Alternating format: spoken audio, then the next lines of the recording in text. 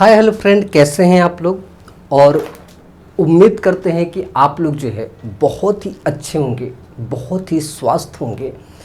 तो आप लोग अपने स्वास्थ्य पर जो है विशेष तौर पर ध्यान रखिएगा, ठीक है। तो आज जो हम चर्चा करेंगे वो सीआरपीसी की धारा 319 को लेकर बात करेंगे और सीआरपीसी की धारा यानी कि 26 यानी कि 26 को लेकर बात करेंगे, ठीक है। ये बातें आपको ध्यान रखनी है। तो इस पर जो है चर्चा करने से पहले आपसे निवेदन है कि हमारे YouTube channel AK law judiciary success पर जो है आप लोग जाकर लाइक शेयर एंड सब्सक्राइब करेगा और बेल आइकन की घंटी ज़रूर दबाइएगा, ठीक है।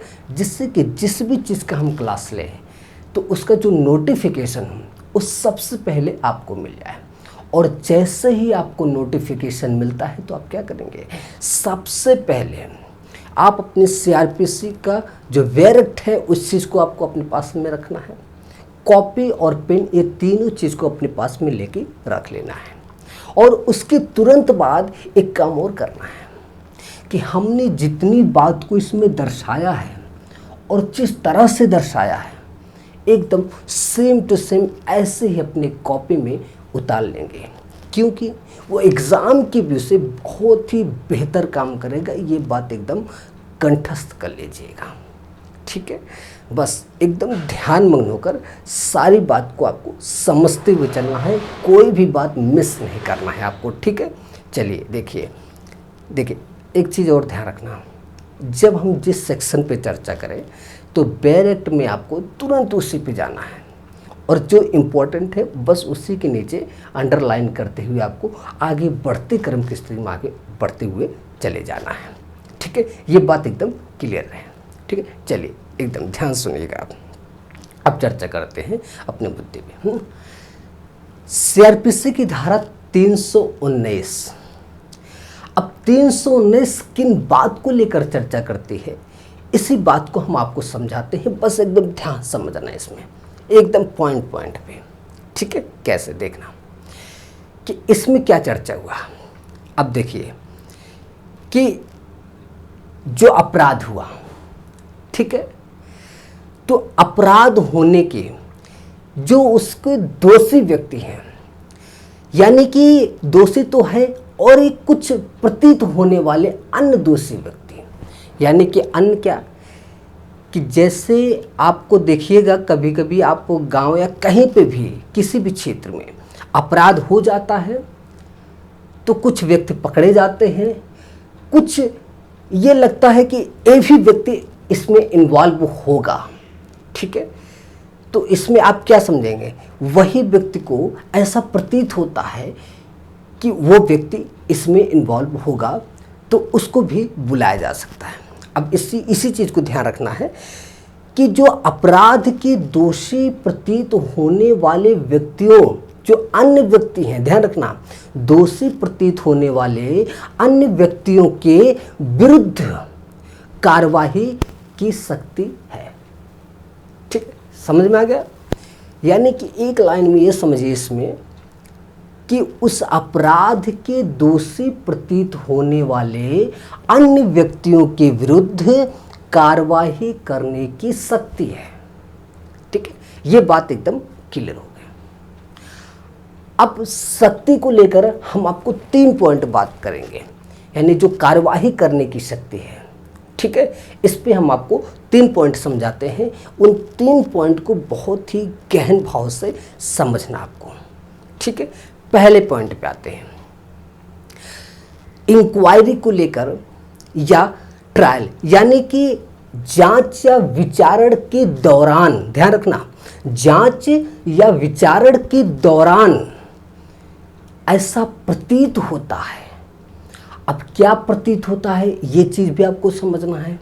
अब 2 बातों में समझना है इसको, ठीक है। कैसे, पहली बात देखिएगा, किसी अन्य व्यक्तियों के विरुद्ध, देखिएगा, किसी अन्य व्यक्तियों के विरुद्ध ऐसा प्रतीत होता है कि जो अपराध हुआ उस अपराध के लिए, ठीक है, कार्यवाही करने की आवश्यकता है, कार्यवाही कर सकता है। तो ऐसे कार्यवाही करनी चाहिए। तो ऐसी स्थिति में दूसरे पॉइंट क्या ध्यान रखना आपको कि न्यायालय कार्यवाही कर सकता है। ठीक है, ये बातें क्लियर हो गई। तो फिर से एक लाइन और समझिए, फिर से आपको समझाना चाहते हैं इसको एक लाइन में। क्या समझेंगे कि जांच या विचारण के दौरान ऐसा प्रतीत होता है, अब कैसा प्रतीत होता है वो भी देखिए, किसी अन्य व्यक्तियों के विरुद्ध ऐसा प्रतीत होता है कि उस अपराध में जो अन्य व्यक्तियों के प्रति यानी ऐसा दोषी प्रतीत हुआ तो उस अन्य व्यक्तियों के ऊपर क्या होगा, वो कार्यवाही कर सकती है। तो ऐसी स्थिति में कौन कार्यवाही कर सकता है ये भी ध्यान रखिए। यानी कि न्यायालय जो है ऐसे मामले के ऊपर जो अन्य व्यक्ति दोषी पाए गए हैं उन अन्य दोषी व्यक्तियों के ऊपर जो है ऐसे मामलों में जो अपराध किया गया, ठीक है, तो उस पर क्या होगा, कार्यवाही कर सकता है। ये बात आपको एकदम ध्यान में रखना है। ठीक है, ये बातें क्लियर हो गई। अब हम आते हैं दूसरे पॉइंट पे। अब दूसरे पॉइंट में क्या ध्यान रखना है आपको, ये भी देखिए कि व्यक्ति क्या करता है कि जहां वो हाजिर नहीं होता है, यानी कि जब वो हाजिर ना हो तो ऐसी स्थिति में क्या होना चाहिए। अब आप भी सोचिए कि वो हाजिर नहीं हो रहा है, तो ऐसी स्थिति में यानी कि उसे समन भेजा जाता है, बुलाया जाता है कि भाई आ जाओ, नहीं आया तो गिरफ्तार किया जाता है उसको।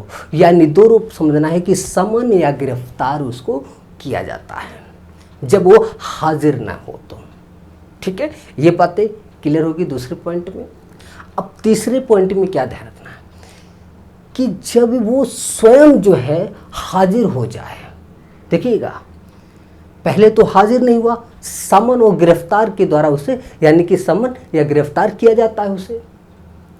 ठीक है, ये जो हाजिर नहीं हुआ, जो व्यक्ति यानी कि वो स्वयं हाजिर हो रहा है, देखिएगा स्वयं हाजिर हो रहा है, तो ऐसी स्थिति में आपको तीन बातें ध्यान रखनी है। एक तो समन या गिरफ्तार न किए जाने पर, ठीक है, ये बातें हो गई। दूसरा, जांच या विचारण को निरुद्ध कर दिया गया, ठीक है, इस चीज़ को ध्यान यानी जांच या विचारण के लिए निरुद्ध किया गया। दूसरी बात क्या, यानी दूसरी बात हो गई है।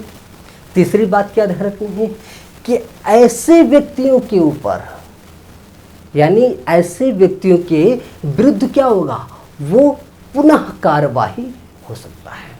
ये चीज़ आपको ध्यान रखना है कि ऐसे व्यक्ति जो एक तो उस स्वयं हाजिर हुआ है, ये एक बहुत बड़ा पॉइंट है कि वो स्वयं हाजिर हुआ और बिना समन और गिरफ्तार किए, और दूसरी बात जांच या विचारण के लिए वो निरुद्ध किया गया, और तीसरे पॉइंट में कि ऐसे व्यक्तियों के ऊपर यानी क्या होगा, वो पुनः जो है कार्यवाही कर सकता है। ये बात आपको ध्यान रखनी है इसमें। ये बातें क्लियर हो गई। अब देखिएगा लास्ट में एक बात और समझनी है कि सीआरपीसी की धारा 26 यानी कि 26 ये किन बात को लेकर चर्चा करती है, इसी बात को आपको समझना है कि इसमें बात करता है यानी धारा जो 26 है इसमें क्या है कि मामले को सीधा विचारण हो, मामले में यानी कि मामला जो हो उसमें सीधा विचारण हो। तो ऐसी स्थिति में क्या हो सकता है, कौन कर सकता है सीधा विचारण, देखिए हाई कोर्ट या कोर्ट ऑफ सेशन या अन्य न्यायालय। तीन चीज ध्यान रखना आपको, high court, court of session और तीसरा या अन्य न्यायालय। ठीक है, ये तीन चीज आपको ध्यान रखना है। अब ये तीनों मतलब कोई भी विचारण कर सकता है, ये भी ध्यान रखना है कि कोई भी विचारण जो है सीधा कर सकता है, यानी कि सीधा विचारण इस मामले में कर सकता है हाई कोर्ट या कोर्ट ऑफ सेशन या अन्य न्यायालय, कोई भी विचारण कर सकता है। ये बातें एकदम आपको कंठस्थ कर लेनी है।